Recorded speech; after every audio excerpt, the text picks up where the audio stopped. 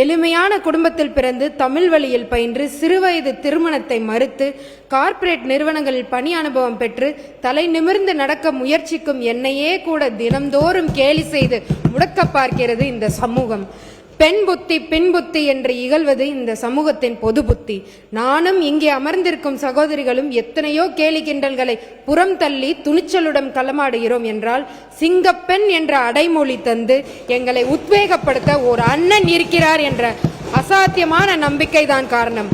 பெண்களின் கைகளிலிருந்து சமையல் கரண்டியை பிடுங்கிவிட்டு புத்தகங்களை கொடுங்கள் என்று சொன்னார் எங்கள் கொள்கை தலைவர் பெரியார்.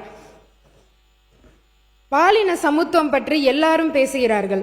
ஆனால் பொது வாழ்க்கைக்கு வருகிற பெண்கள் சந்திக்கிற பிரச்சனைகள் அதிகம். அத்தகைய ஒரு சூழ்நிலையில் பெண்களுடைய கண்ணியம் எந்த வகையிலும் பாதிக்கப்படக்கூடாது என்பதில் மிக உறுதியாக இருக்கக்கூடிய ஒரே தலைவர் நம்முடைய முதலமைச்சர் தளபதி அவர்கள். பெண்களின் கண்ணியத்துக்கு யாராவது இழுக்கு ஏற்படுத்தினால் அவர்கள் யாராக இருந்தாலும் சட்டம் அதன் கடமையை செய்யும் என்று செயல் மூலம் உணர்த்தக்கூடிய ஒரு முதலமைச்சர் இங்கு இருப்பதால் பெண்கள் தாங்கள் பாதுகாப்பான ஆட்சியின் கீழ் இருக்கிறோம் என்று மகிழ்ச்சியோடு இருக்கிறார்கள்.